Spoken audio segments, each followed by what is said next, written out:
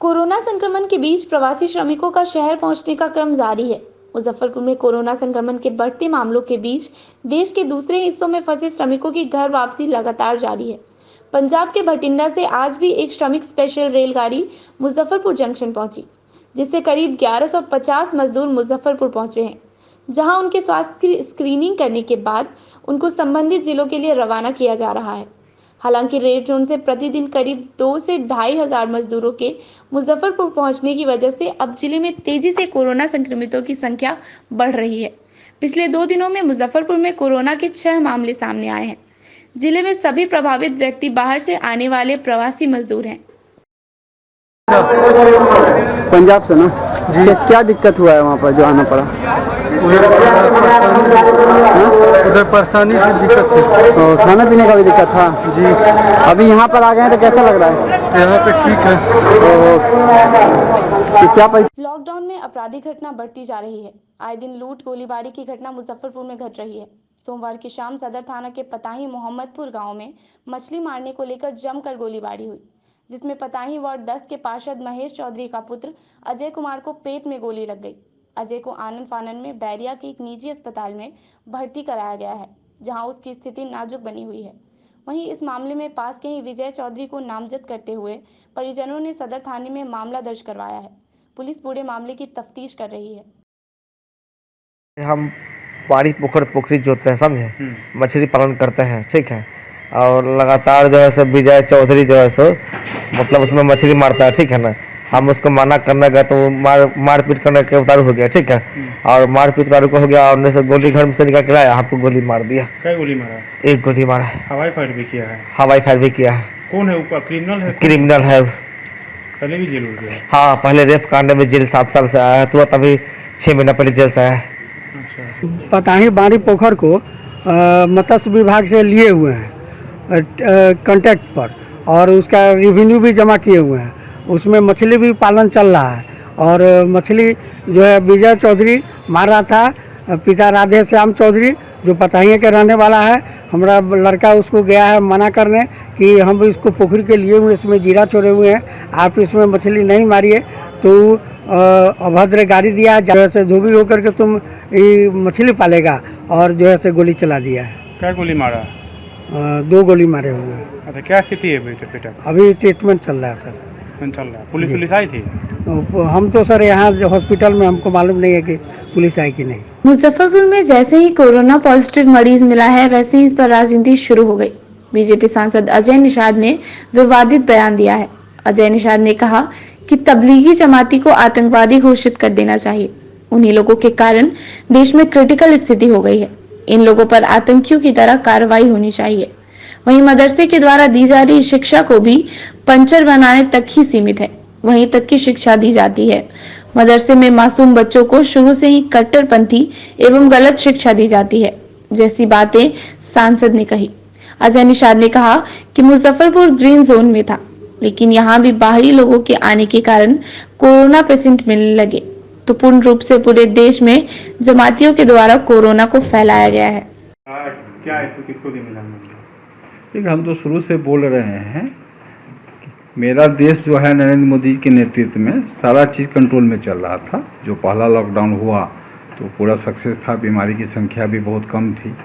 लेकिन ये जो न्यूसेंस सारा क्रिएट हुआ तबलीगी जमात के कारण, कि इससे जो भी कोरोना पीड़ित जो लोग थे तबलीगी जमात के, उन्होंने पूरे देश में फैल के कोरोना को बढ़ाने का काम किया। अब इसका क्या कारण रहा, क्यों ऐसा किए? उसके नेता जो मोहम्मद साहब थे वो बोले कि हम खुद 14 दिन के क्वारंटाइन में हैं, 14 दिन के बाद आके सरकार को अपना पक्ष रखेंगे। वो 14 दिन कब का पूरा हो गया, अभी तक ले वो कोई आके अपना जो क्या बोलते हैं उसको देना चाहिए उनको बयान, क्या कारण से ऐसा वो किए। अभी तो उन्होंने कुछ नहीं किया। तो सारा देश, मैं ही नहीं पूरा देश मान रहा है कि अगर भारत में कोरोना की संख्या बढ़ी है तो उसके पीछे जो है तबलीगी जमात के लोग हैं। क्या करना चाहिए उनको, आपने बताया? मैं तो शुरू से बोल रहा था, जो भी व्यक्ति या संस्था मेरे देश, मेरे संविधान और यहाँ के देशवासी के खिलाफ अगर कोई काम करता है तो उसको आतंकवादी के श्रेणी में लाना चाहिए, उस पर उसी के हिसाब से कार्रवाई करनी चाहिए। जमाती को भी आतंकवादी के श्रेणी में लाना एकदम लाना चाहिए। ये लोग कभी भी सिंपैथी के अभी तक जो आ रहा है पिक्चर, उसमें कहीं से ये लोग माफ़ी के काबिल नहीं है और इस पर कार्रवाई कड़ा से कड़ा होना चाहिए ताकि आने वाले जो लोग हैं इससे शिक्षा लें कि अगर भारत के खिलाफ अगर हम कुछ करेंगे तो भारत का संविधान ये कहता है और भारत के कानून ये काम करती है। मदरसा के बारे में बता रहे थे कि आप नहीं, मदरसा के बारे में मेरा ये कहना है कि जो भी गरीब, देखिए सारा जो ये न्यूसेंस जो क्रिएट होता है वो होता है अज्ञानता के कारण, जो लोग नहीं समझ पाते हैं। जो भी गरीब मुस्लिम समुदाय के जो बच्चे हैं, जो गरीब तबके के लोग हैं, सारा का शिक्षा होता है मदरसा में। बच्चे क्या हैं, कोरा कागज़ हैं। उनके दिमाग में शुरू से ही जो इस्लाम नहीं मानते हैं उनके बारे में गलत गलत बातें बताई जाती हैं। कोरा कागज़ बच्चा का दिमाग रहता है, उसमें मजबूती से बैठ जाता है और बच्चे जो है वो कभी भी भाईचारे की बात नहीं सोचते हैं, देश की बात नहीं सोचते हैं, वो सिर्फ इस्लाम के ही बारे में सोचते हैं। तो इस कारण से जो है न्यूसेंस पैदा हो रहा है।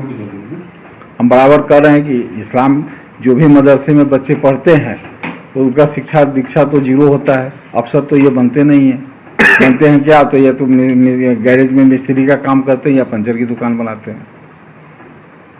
सीधे तौर पे आतंकवादी मानते हैं आप जमाती? एकदम जमाती को तो अभी तक तो जो सीन आ रहा है उसमें तो आतंकवादी की श्रेणी में इनको रखा जा सकता है। कोरोना वायरस की वजह से पूरे देश में लॉकडाउन लागू है तो कई राज्यों में बिहार के छात्र एवं प्रवासी मजदूर फंसे हुए हैं। वहीं मुजफ्फरपुर की कई छात्राएं विशाखापट्टनम में फंसी हुई हैं। इन लोगों के हॉस्टल के कुछ ही दूरी पर गैस फैक्ट्री में लीक होने से कई लोगों की मौत हुई तो कई जख्मी हुए हैं। गैस लीक होने के बाद छात्राओं में डर समा गया है। ये अपने घर आने की गुहार बिहार सरकार से कर रही हैं। मुजफ्फरपुर सहित पूरे बिहार की 68 लड़कियां हैं। इनके अभिभावक भी काफी परेशान हैं। छात्राओं ने एक वीडियो के माध्यम से मदद की गुहार लगाई है। वीडियो में छात्राओं ने कहा है कि गैस फैक्ट्री में गैस लीक होने के कारण हॉस्टल संचालक हॉस्टल खाली करने का आदेश दिया है। सर हम लोग श्री चैतन्य स्टूडेंट्स बोल रहे हैं विशाखापट्टनम में। सर हम लोग पिछले 2 महीने से फंसे हुए हैं। हमारा 24 को सर फ्लाइट था लेकिन वो भी कैंसिल हो गया और उसके बाद हमें वापस कैंपस ले आया गया। कैंपस में हमें खाने पीने में कोई प्रॉब्लम नहीं हो रही है, बट सर हम पिछले 2 महीने से अपने पेरेंट्स से दूर है और इस कोरोना वायरस के सिचुएशन में हमारी फैमिली भी बहुत परेशान है और हम भी सर बहुत परेशान हो चुके हैं। सर हमें घर जाना है, सर प्लीज़ हेल्प कीजिए हमें घर जाने में। हमारे मैनेजमेंट और हमारे पेरेंट्स ने बहुत ट्राई किया है, गवर्नमेंट के पास अप्लाई किया, बट कहीं से कोई रिस्पांस नहीं आ रहा है।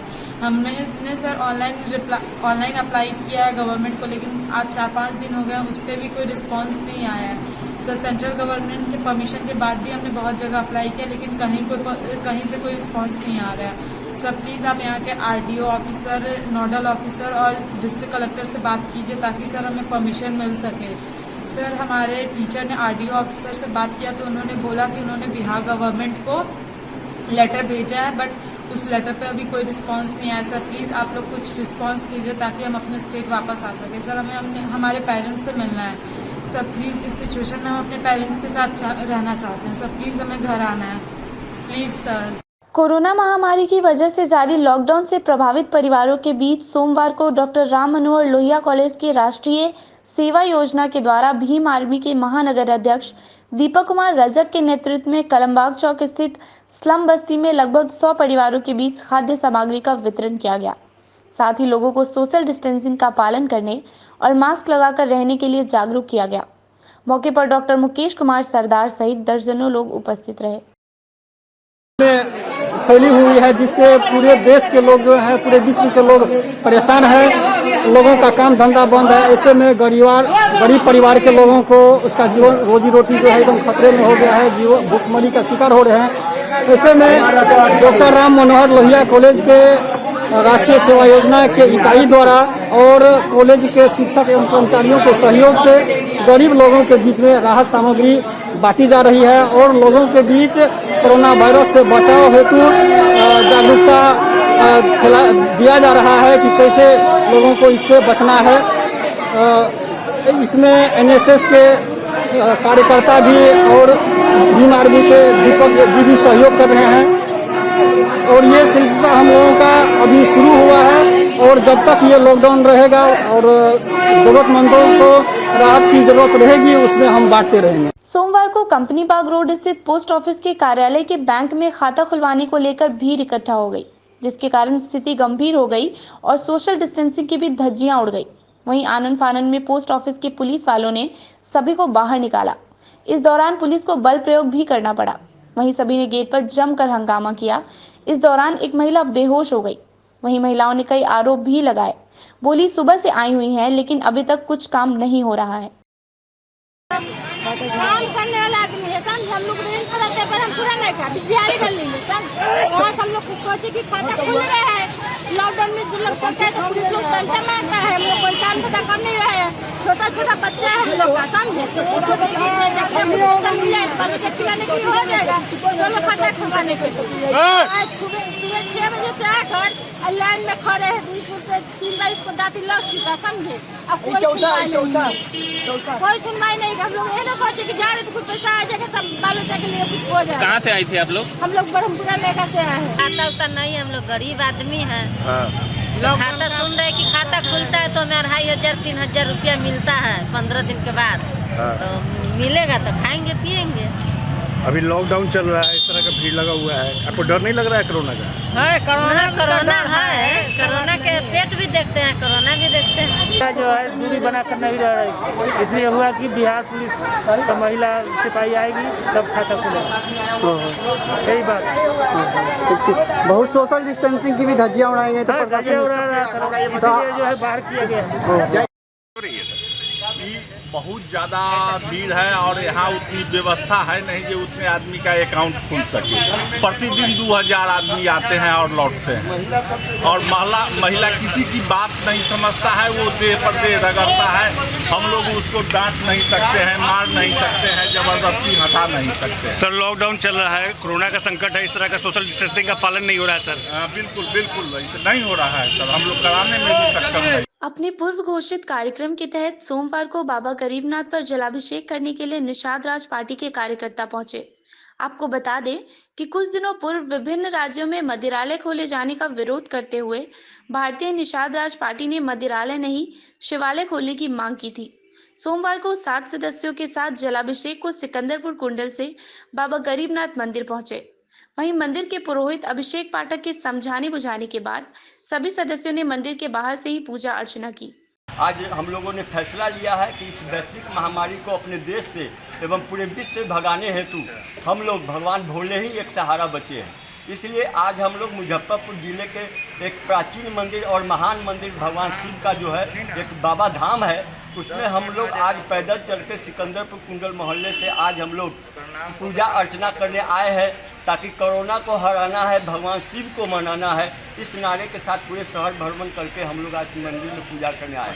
प्रशासन को हम लोगों ने माननीय जिलाधिकारी या माननीय वरीय पुलिस अधीक्षक महोदय को इस बात की सूचना दे दी थी कि हम लोग के लिए जैसे गाड़ी का पास देते हैं, दुकान का पास देते हैं, सभी चीज़ का पास दे रहे हैं लॉकडाउन 3.0 का करते हुए, उसी में हम लोग को भी इस कोरोना को हराने के लिए हम लोग को भगवान का शिव का मंदिर हम लोग को पूजा करने के लिए खुलवाया जाए थोड़ी देर के लिए। मगर प्रशासन का कोई ध्यान नहीं है, प्रशासन भी उदासीन है, प्रशासन भी इस टेक्निकल बातों में पड़ी हुई, जबकि इससे कोई सफलता मिलने वाला नहीं। जब तक भगवान भोले का सहारा न होगा हम इस कोरोना को अब नहीं हरा सकते। अभी हम लोग जैसे मंदिर पे आए हैं, जैसे कि ये भारतीय जन अधिकार कांग्रेस पार्टी हैं, ये लोग अभी मंदिर पे आए हैं, बोल रहे हैं कि जब मधुशाला खुल सकता है तो देवालय क्यों नहीं खुल सकता है। बहुत अच्छी डिमांड है इन लोगों का सरकार से, लेकिन बाबा गरीबनाथ का मंदिर प्रशासनिक मंदिर है और यहाँ पे सरकार का ही आदेश है, ऊपर से ही आदेश, प्रधानमंत्री जी का ही आग्रह है, आदेश है, जिस कारण से हम लोगों ने लॉकडाउन करके रखा है। बाबा का दरबार भी सिर्फ आरती पूजा दोनों टाइम का 3 टाइम का होता है, बस वही होता है, बाकी न किसी का आना न किसी का जाना न कहीं कुछ। हम लोग तो खुद प्रॉब्लम में है।